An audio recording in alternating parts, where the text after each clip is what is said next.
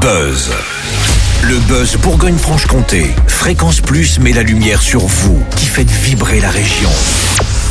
Fréquence Plus. Lumière sur Jérémy Nadeau, créateur de contenu à l'imagination fertile, témoin sa chaîne YouTube qui compte plus de 3 millions d'abonnés, acteur également de séries remarquées comme Cœur Noir, Fury et humoriste. Et il l'a appelée Mireille. C'est le prénom de sa grand-mère. Le prénom aurait dû mourir avec la grand-mère, frérot, je te jure. Mireille, elle a fait caca, c'est une phrase d'EHPAD, pas de crèche normalement.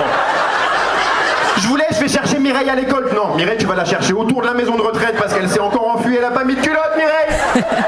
Et l'humoriste Jérémy Nadeau est actuellement en tournée avec son premier spectacle intitulé Beaucoup trop, à découvrir le 13 novembre à 20h à l'Écrin, à Talent, près de Dijon. Mais au fait, beaucoup trop quoi ?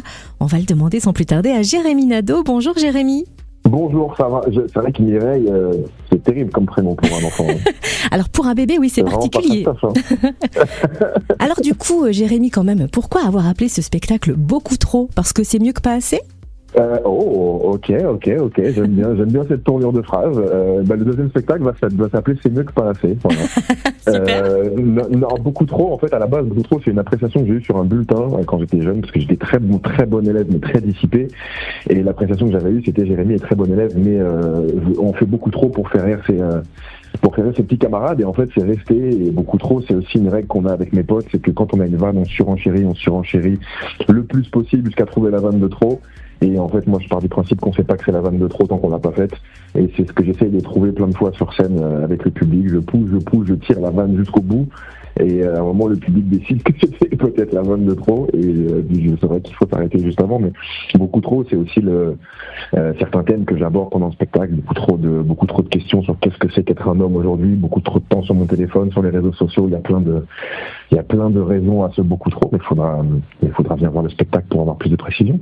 Alors justement, dans ce spectacle, tu abordes des questions, comme tu le dis, personnelles, l'enfance, le rapport aux femmes, les addictions. À quel point le spectacle est autobiographique ? Il est comme beaucoup de premiers spectacles, il est très autobiographique. C'est pas que ça évidemment, mais ça parle beaucoup aussi donc évidemment de ce que j'ai vécu, de mon enfance, de mes parents, et plein de tout ce qui a fait que je suis qui je suis aujourd'hui, et ça parle évidemment de thèmes un peu plus universels, un peu plus sociétaux, avec comme le mariage, le divorce, le rapport aux femmes, etc. La masculinité, beaucoup, qui est le fil conducteur du spectacle. Qu'est-ce que c'est qu'être un homme en 2025 ? Et ça sera valable en 2026 également, évidemment. Mais c'est ça les thèmes. C'est évidemment biographique, mais les gens se retrouvent dedans. Également, je parle de moi pour parler des gens en vrai aussi. Quelle est ta punchline préférée du spectacle, s'il y en a une ? Je pourrais te dire peut-être ma blague préférée, la punchline préférée.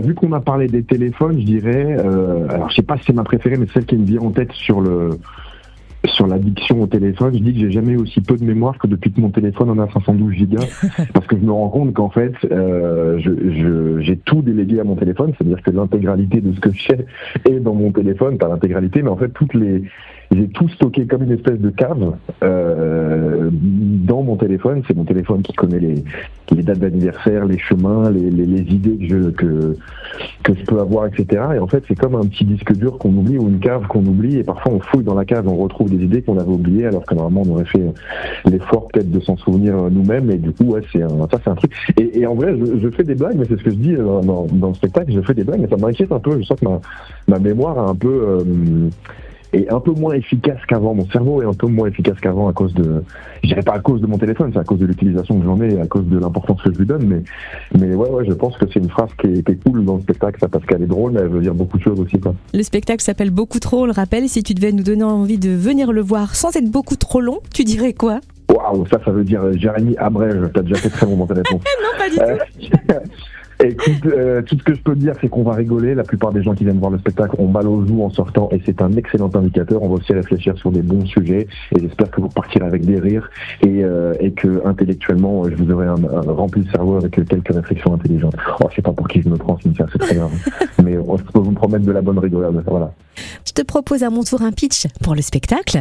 Beaucoup trop désopilant, mais personne ne s'en plaindra. Beaucoup trop viril, la question de la masculinité le titille. Beaucoup trop charmeur, l'air de rien, mais si vous vous appelez Mireille, passez votre chemin. Beaucoup trop suivi sur les réseaux sociaux, mais il n'en a jamais assez.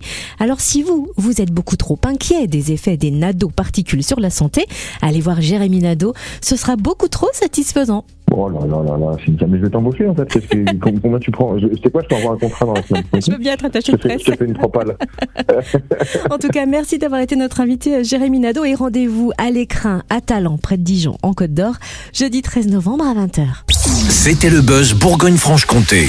Fréquence Plus met la lumière sur vous, qui faites vibrer la région. Fréquence Plus.